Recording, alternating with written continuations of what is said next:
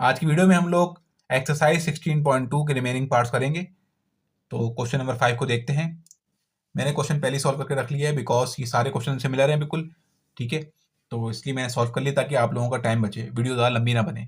ठीक है, देखो क्वेश्चन नंबर 5 में क्या बोल रहे हैं। Do the points A B and C from a right angle triangle. ठीक है, ये बोल रहे हैं क्या ये जो 3 पॉइंट्स हैं ये राइट एंगल ट्राइंगल के 3 पॉइंट्स हैं कि नहीं है। तो ये हम कैसे प्रूफ करेंगे, हम तीनों का डिस्टेंस निकाल लेंगे, ए बी का डिस्टेंस, बी सी का और सी ए का। ठीक है, उसके बाद देखते हैं क्या होता है। पहले हमने डिस्टेंस निकाला किसका, ए बी का। तो फॉर्मूला पता है आपको, फॉर्मूला ये होता है इसका। ठीक है, जो ए का ब्रैकेट होगा उसकी वैल्यू क्या होगी, x1 y1। जो बी का होगा उसकी क्या होगी, x2 y2। ठीक है, मैं इसके प्रीवियस पार्ट में बता चुका हूँ सब कुछ। ये x1 y1, ये x2 y2। ठीक है, तो x2 क्या है, ये x2 है, ये x1 है। ठीक है, x2 7 है, x1 क्या है, -1। अब -1 है और फॉर्मूले के अंदर ही माइनस है, तो माइनस माइनस +1 हो गया। y2 - y1, y2 5 है, y1 क्या है, ये 2, 5 - 2 हो गया। ठीक है, 7 + 1 कितना होता है, 8 होता है। 5 - 2 कितना होता है, 3 होता है। इनका स्क्वायर निकालेंगे तो 64, 3 का 9 होता है। ठीक है, इसको प्लस करेंगे तो आंसर क्या आएगा, 73 आएगा। ठीक है, इसका कोई परफेक्ट स्क्वायर तो होता नहीं है, आंसर पॉइंट में आएगा, तो इसको यहीं तक छोड़ देंगे। अब हम निकालेंगे बी सी निकालेंगे। ठीक है, तो बी के जो पॉइंट होंगे वो क्या होंगे, x1 y1, और सी के जो होंगे वो x2 y2 होंगे। तो x2 - x1। ठीक है, x2 2 है और x1 क्या है, 7, तो x2 - x1 हो गया। y2 - y1, y2 क्या आपके पास है, 6 -6, और y1 क्या आपके पास 5, तो +5 है, तो क्या हो गया ये, प्लस माइनस -5। ठीक है, तो 2 - 7 कितना हो जाएगा, -5 हो जाएगा, क्योंकि बड़ा नंबर क्या है, 7 है, तो 7 की साइन आएगी यहाँ पे। माइनस माइनस प्लस होता है लेकिन साइन माइनस की आती है, तो माइनस माइनस प्लस हुआ और आपका क्या हो गया, ये वैल्यू प्लस हो गई, 11 हो गया। ठीक है, माइनस माइनस प्लस होता है लेकिन साइन जो होती है वो बड़े नंबर की आती है या माइनस की आती है। ठीक है, बड़ा नंबर कौन सा है, ऐसे समझ लो कि बड़े नंबर की साइन आ गई यहाँ पे। ठीक है, उसके बाद क्या करोगे आप, स्क्वायर लोगे 5 का, कितना हो जाएगा 25। अब देखो अंदर नंबर नेगेटिव है तो आंसर पॉजिटिव कैसे आया, जब अंदर नंबर नेगेटिव हो और बाहर पावर इवन नंबर की हो तो आंसर पॉजिटिव आता है। ठीक है, क्योंकि अगर आप 5 को 2 बार लिखोगे, -5 को, तो -5 मल्टीप्लाई बाय -5। ठीक है, जब -5 को मल्टीप्लाई बाय -5 करोगे तो 5 5 से 25 हो जाएगा, और साइन भी मल्टीप्लाई होगी तो माइनस माइनस प्लस साइन आएगी। इसीलिए जब आपके पास अंदर नंबर नेगेटिव हो ब्रैकेट के और बाहर पावर इवन हो तो आंसर पॉजिटिव आता है। तो 11 का स्क्वायर क्या आएगा, 121। इसको सॉल्व किया तो आंसर ये आया। ठीक है, अब देखो हम निकालेंगे सी ए का डिस्टेंस निकालेंगे। ठीक है, तो x2 - x1 लिखेंगे। x2 की वैल्यू क्या हो जाएगी, जो सी का ब्रैकेट होगा उसकी वैल्यू होगी x1 y1, तो a का होगा उसकी वैल्यू होगी x2 y2। तो x2 - x1, y2 - y1, minus minus plus हो जाएगा, 2 - 2 -1, -3 हो जाएगा, -6 - 2 -8 हो जाएगा। इसका स्क्वायर लेंगे, आंसर पॉजिटिव आएगा। पॉजिटिव का 9 आएगा बिकॉज बाहर पावर क्या इवन है, तो इसका भी आंसर क्या आएगा, 8 का स्क्वायर क्या होता है, 64, तो प्लस का 64 आएगा। इन दोनों को प्लस करेंगे तो आंसर ये आ गया। ठीक है, अब देखो आपने क्या करना है, आपने ये दिमाग में सोचना है कि अपने पास से, कि जब आपके पास इस तरह बोले ना कि भाई प्रूफ करो ये जो 3 वर्टिसेस दिए हुए, 3 पॉइंट दिए हुए, 3 कोने दिए हुए, ये राइट एंगल ट्राइंगल के हैं, तो आपने ये देखना है पूरे क्वेश्चन के अंदर कि कौन सी 2 वैल्यूज हैं जिसको प्लस करके तीसरा आंसर आ रहा है। जैसे आपके पास 3 आंसर है ना, एक आंसर आपके पास है 73, √73, दूसरा भी √73 है, और तीसरा आंसर 146 है। तो अब आपको पता है कि दो कौन सी वैल्यूज को प्लस करोगे कि आंसर तीसरे के बराबर आए। ठीक है, तो देखो अगर 73 और 73 को प्लस करूंगा मैं तो मेरे पास क्या आंसर आएगा, 146 आएगा। ठीक है, तो अब आपने ये चीज़ देखनी है, आपने इसके हिसाब से फॉर्मूला बनाना है। यहाँ पे फॉर्मूला लगेगा कौन सा, बाय पाइथागोरस थ्योरम। ठीक है, बाय यूजिंग पाइथागोरस थ्योरम। इसको याद करने का आसान तरीका ये है कि हबीब बैंक प्लाजा। ठीक है, Habib bank plaza, hypotenuse base perpendicular. इस तरह अगर याद ना हो तो इस तरह याद कर लो कि हबीब बैंक प्लाजा। ठीक है, तो जो भी 2 आंसर को प्लस करके आंसर तीसरे वाले के इक्वल आ रहा है ना, तो उसको यहाँ रख लो।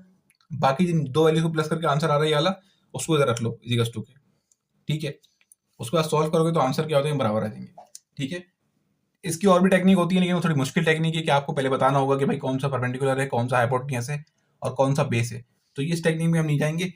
हमें क्योंकि प्रूफ करना है कि ये जो पॉइंट है वो किसके हैं, राइट एंगल ट्राइंगल के हैं। तो हम क्या करेंगे, हम देखेंगे कौन से 2 आंसर को मिला के तीसरा आंसर बन रहा है। तो किसी भी 3 आंसर दिए होंगे ना, एक एक करके प्लस करेंगे। पहले एक को प्लस करेंगे इसके साथ, जैसे 3 आंसर आपको दिए थे ना, ए बी बी सी सी ए के, तो आपको देख के अंदाजा हो जाएगा कि किस आंसर को मिला के कौन सा आंसर बन रहा है। तो फिर जिस आंसर को मिला के जो आंसर बन रहा होगा ना, उस आंसर को हमें लिखोगे। ठीक है, और जिनकी वजह से बन रहा होगा उनको इधर लिखोगे और प्लस करोगे तो आंसर बराबर आ जाएगा। ठीक है, इस चक्कर में पढ़ना ही नहीं है कि कौन सी, अगर आप इस तरह इसको सॉल्व करोगे ना मेथड के अकॉर्डिंग, जो लेंदी मेथड है, तो उसमें आपको वो डायग्राम बनानी पड़ जाएगी इस तरह की। देखो अब एंगल के सामने सपोज करो एंगल बन यहाँ बन राइट एंगल है ना, एंगल यहाँ बन रहा है, तो एंगल के सामने वाली साइड क्या होती है, परपेंडिकुलर, नीचे वाली बेस होती है और ये पीछे वाली हाइपोटेन्यूज होती है। तो आपको पॉइंट भी इसके हिसाब से रखने पड़ेंगे। तो ये बहुत लेंदी तरीका है, तो सिंपल तरीका मैंने बता दिया आपको, इसको आपने फॉलो करना है। तो आपका क्या लिखोगे आप, कि आपके आंसर बराबर आएंगे, आंसर बराबर आएंगे तो आप क्या लिखोगे, given points form are right angle triangle. जो 3 पॉइंट गिवन है उसको अगर हम फॉर्म करते हैं ग्राफ के अकॉर्डिंग, ग्राफ के ऊपर ले आके उसको फॉर्म करते हैं, तो जो हमारे पास जो ट्राइंगल बनेगा वो राइट एंगल ट्राइंगल बनेगा। Simple is that. अब जरा आप क्वेश्चन नंबर 6 देखें। इसमें आपसे बोल रहे do if the points A B and C determine an equilateral triangle find the value of K. ठीक है, इक्विलेटरल ट्राइंगल कौन सा होता है, जिसकी तीनों साइडें इक्वल होती हैं। ठीक है, उसको बोलते हैं इक्विलेटरल ट्राइंगल। ठीक है, वो ये होता है ना, जिसकी तीनों साइडें क्या होती हैं, तीनों साइडें बराबर होती हैं आपस में, ये तीनों साइडें बराबर होती हैं, इसको नापोगे, इसको नापोगे, इसको नापोगे, तो आंसर बराबर आएगा। ठीक है, तीनों साइडें इक्वल होती हैं तो उसको बोलते हैं हम लोग इक्विलेटरल ट्राइंगल। तो ये हमें बात पता है। ठीक है, अब हम क्या करेंगे, इसमें बोलने कि इसमें देखो एक ब्रैकेट में एक नंबर मिसिंग है, इसकी जगह अल्फाबेट दिया हुआ है के। इसकी कि हमें के का हमें आंसर मालूम करना है, और इन्होंने बोल दिया है कि आपके जो पास जो तीनों कोने हैं, वर्टिसेस हैं, पॉइंट हैं, वो क्या है, एक इक्विलेटरल ट्राइंगल के हैं। तो देखें हम इससे क्या फायदा उठाएंगे आगे आके, इस जो लिखा हुआ है ना इक्विलेटरल ट्राइंगल के हैं ये पॉइंट, इससे हमें एक बेनिफिट होगा। वो क्या होगा, ये देखो। अब आप क्या करोगे, जब आपको बोलेंगे कि आपको 3 पॉइंट दिए हुए हैं, देखो पहले ये समझ लो कि ए जब ट्राइंगल इक्विलेटरल होता है तो ए बी बी सी सी है। मैंने बताया ना आपको तीनों साइडें इक्वल होती हैं, तो ऑल साइड्स आर इक्वल। ठीक है, तो हम किसी भी दो साइड के एंगल वो निकाल लेंगे, डिस्टेंस निकाल लेंगे बाय डिस्टेंस फॉर्मूला। हम क्या करेंगे, ए बी का और बी सी का डिस्टेंस निकालेंगे। ठीक है, तो देखो ये जब करना है, जब आपके बोलेंगे, आपको क्या बोल रहे हैं कि आपको ये जो तीनों ट्राइंगल, ये तो तीनों पॉइंट है वो इक्विलेटरल ट्राइंगल के पॉइंट है, और उसमें से आपको किसी एक की वैल्यू मालूम करनी हो। ठीक है, तो ये करना है कि अगर मतलब लेट्स सपोज ये इस तरह बोलते हैं कि तीनों पॉइंट हैं, ये 3 पॉइंट दिए हैं ए बी सी, प्रूव करो कि ये इक्विलेटरल ट्राइंगल के पॉइंट्स हैं।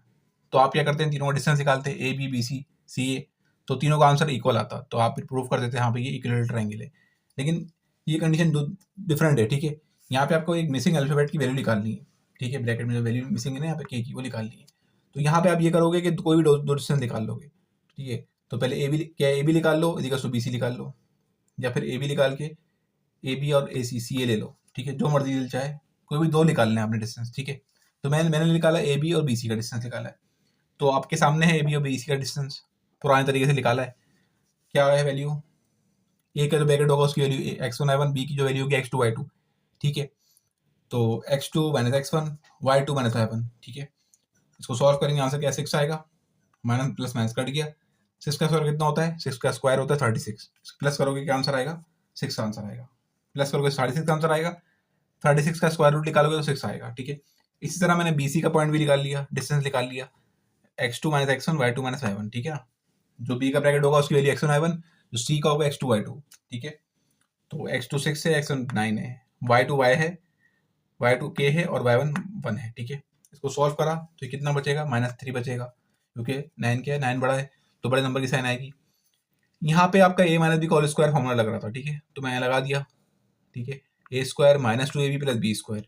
ठीक है, अब देखो इसका स्क्वायर लेंगे 9 आंसर आएगा, बिकॉज देखो अंदर नंबर नेगेटिव है ना, बाहर पावर इवन है, इसी वजह से आंसर क्या आएगा, पॉजिटिव आएगा। इस ब्रैकेट को ओपन कर देंगे, के का स्क्वायर होता है 2k1, जब 2 मल्टीप्लाई होगा k और 1 से तो आंसर आएगा 2k, 1 का स्क्वायर 1 होता है। ठीक है, मैंने इन दो वैल्यूज को, इन दो कांस्टेंट वैल्यू को प्लस कर दिया। ठीक है, इसको एक जगह लिख दिया। अब देखो आप, जो मैंने तो आपको कहा था ना कि दो डिस्टेंस निकालने हैं आपको, इसका आपको क्या फायदा होगा। देखो आप इन्होंने बता दिया आपको कि ये ट्राइंगल, ये तो तीनों पॉइंट है किसके हैं, इक्विलेटरल ट्राइंगल के हैं। तो हम लिखेंगे फॉर इक्विलेटरल ट्राइंगल, हम कोई भी दो डिस्टेंस हम जो हमने निकाले उसको लिखेंगे, क्योंकि आपस में बराबर होते हैं। इक्विलेटरल ट्राइंगल में क्या होता है, सारे आंसर बराबर होते हैं ना एक दूसरे के, सारे साइड बराबर होती हैं। तो इसलिए हमने ए बी और बी सी निकाला था, ताकि के की वैल्यू आ जाए। ए बी का आंसर क्या है, 6 आए, बी सी का आंसर यह है। ठीक है, अब यहाँ से जो है हमें स्क्वायर हटाएंगे, स्क्वायर रूट हटाएंगे, तो क्या करेंगे हम लोग, स्क्वायर रूट हटाने के लिए हमें स्क्वायरिंग वो साइड करनी होगी। तो स्क्वायरिंग वो साइड की हमने। ठीक है, यहाँ स्क्वायर से रूट कैंसिल हो गया, इसका स्क्वायर कितना होता है, 6 का 36 होता है, इसका यहाँ पे स्क्वायर रूट वैल्यू कट गई तो ये बचा, इस वैल्यू को मैं इधर लेके आऊँगा, ठीक है, ये प्लस की आगे माइनस की हो जाएगी, ठीक है, तो माइनस हुई तो क्या आंसर आएगा -26, क्योंकि 36 क्या है बड़ा था। ये बन गई क्वाड्रेटिक इक्वेशन, ठीक है। अब यहाँ पे आप लगाओगे क्वाड्रेटिक फार्मूला, आप चाहो तो मिड टर्म ब्रेकिंग लगा सकते हो, लेकिन मिड टर्म ब्रेकिंग यहाँ पे हो नहीं रही, ठीक है, तो मिड टर्म ब्रेकिंग करेंगे नहीं यहाँ पे, हम यहाँ पे लगा देंगे सिंपल सा तरीका क्या है कि हम यहाँ लगा देंगे क्वाड्रेटिक फार्मूला। देखो हमें पता है कि ए क्या होता है, जो एक्स स्क्वायर के आगे लिखा होता है वैल्यू वो ए होती है, अभी कुछ नहीं लिखा हुआ तो 1, ए की वैल्यू 1 है। बी की वैल्यू क्या है, जो लिखी हुई आगे के आगे जिसके पास स्क्वायर नहीं है, तो -2, बी की वैल्यू होगी, सी की वैल्यू होगी, ठीक है। मैं प्रीवियस चैप्टर में ये सिखा चुका हूँ कि क्वाड्रेटिक फार्मूला कैसे लगता है, तो आपको नहीं आता तो आप जाके देख सकते हो, ठीक है। ये देखो मैंने यहाँ पे लिखा बताया था ना आपको, ए बी सी क्या है आपके पास, इसको हम इस फॉर्मूले में पुट कर देंगे कि कौन से फॉर्मूले में, क्वाड्रेटिक फॉर्मूले में पुट कर देंगे, ठीक है। बी की जगह बी की वैल्यू हो गई b² -4ac, बी की वैल्यू 4ac की वैल्यू नीचे क्या आएगा 2a, ए की वैल्यू 1 है, माइनस माइनस प्लस हो जाएगा, 2 का स्क्वायर 4 आएगा, 4 1 4, 426 हो गया, आंसर आएगा 104 आंसर आएगा, माइनस माइनस प्लस हो गई, ठीक है। 104 को प्लस करोगे 4 में तो कितना आंसर आएगा 108 आएगा।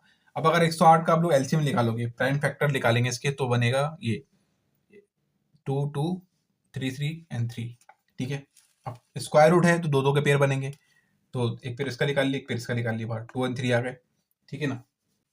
अब जब पेयर निकाला इसका तो यहाँ बचा 2 और 3, अंदर 3 बच गया क्योंकि इसका पेयर तो बन नहीं रहा, ठीक है, तो ऐसे लिख दिया हमने, ये 3 है ना आपके पास। अब ये 2 3 6 हो गया, क्या आंसर आएगा 2 3 6, ठीक है। अब देखो यहाँ पे मैं इसको सॉल्व कर लेता हूँ, यहाँ पे ना 2 कॉमन आ रहा है, जितना सॉल्व होगा उतना सॉल्व करेंगे, ठीक है, जहाँ तक सॉल्व होगा उसको सॉल्व करेंगे हम लोग, ठीक है ना। तो देखो जरा इसको मैं ना यहाँ पे सॉल्व करूँ, जगह नहीं है, मैं यहाँ से ले लेता हूँ कॉमन, ठीक है, मैं यहाँ 2 कॉमन ले लेता हूँ, 1 बचेगा यहाँ पे 3 बचेगा, और √3 तो ऐसे ही बचेगा। मैंने 2 कॉमन क्यों लिया, ताकि ये जो नीचे वाला 2 है ऊपर वाला 2 कैंसिल हो जाए, आंसर क्या आ जाए कि एक आंसर आ गया आपके पास 1 + 3√3, ठीक है, ये हो गया आपका पार्ट 6 भी सॉल्व हो गया, ठीक है। क्वेश्चन नंबर 7 देखो, यहाँ आपसे बोल रहे हैं कि show that the points P Q R the vertices of a scale and triangle, ठीक है। वर्टिसेस मतलब होता है कोने, जो ट्राइंगल के कोने होते हैं उसको बोलते हैं वर्टिसेस। ये वर्टिसेस, ये तीनों पॉइंट जो हैं वो किसके कोने हैं, किसके वर्टिसेस हैं, स्केल एंड ट्राइंगल के। अब एक बात याद रखो कि स्केल एंड ट्राइंगल वो होता है जिसकी तीनों साइडें बराबर नहीं होती, ठीक है, तीनों साइडें इक्वल होती हैं, उसको बोलते हैं कौन सा ट्राइंगल, स्केल एंड ट्राइंगल। जैसे ये आपका स्केल एंड ट्राइंगल है, ये ऐसे एक ऐसा है, एक बहुत बड़ा, एक ऐसा है। देखो इसमें क्या है, तीनों साइड्स क्या है, बराबर नहीं है ना, कोई भी साइड बराबर नहीं है किसी के, तो ये क्या कहलाएगा, स्केल एंड ट्राइंगल कहलाएगा। ये हमें प्रूफ करना है। इसमें तीनों आंसर क्या होंगे, अलग आएंगे, पी क्यू का आंसर, क्यू आर का, और आर ए का, आर पी का। इन तीनों के डिस्टेंस फॉर्मूला से आंसर निकालोगे तो आंसर अलग आएंगे, तो समझ जाना हाँ भाई कि ये जो है किसके वर्टिसेस हैं, स्केल एंड के, ठीक है। तो हम पहले पी क्यू का डिस्टेंस निकालेंगे, कैसे निकाले आपको पता है, x2 - x1 y2 - y1, जो पी की वैल्यू x1 y1 है, जो क्यू की वैल्यू x2 y2 है, हमने पुट कर दी, इसको सॉल्व किया तो आंसर 8 आया, ठीक है।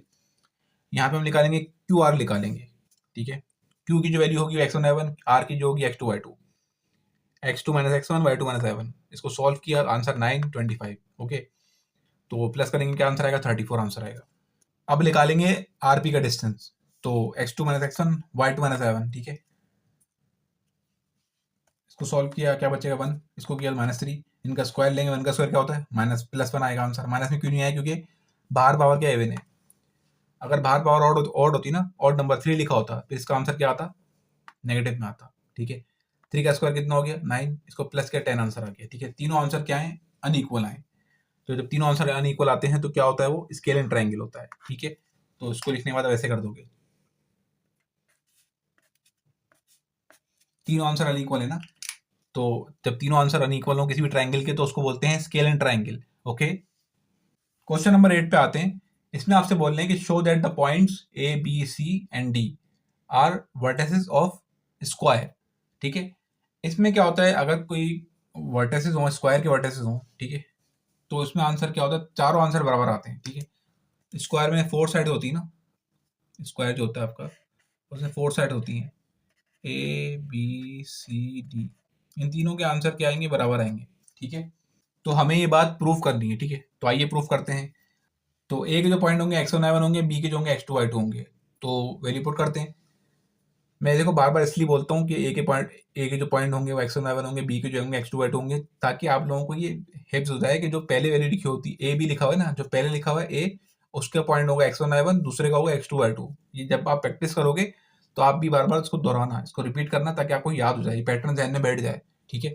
अक्सर बच्चे क्या करते हैं कि इसको ले लेते हैं x1, इसको ले लेते हैं x2, इसको ले लेते हैं y1, इसको ले लेते हैं y2। तो ये गलत है। जब भी आप प्रैक्टिस करो तो ऐसे सोचो उसको, x1 y1, x2 y2, y2 minus y1, y2 की वैल्यू क्या 11, y1 की वैल्यू क्या 3। तो इसको सॉल्व किया तो आंसर आ गया 100। 100 का रूट कितना होता है? 10 होता है।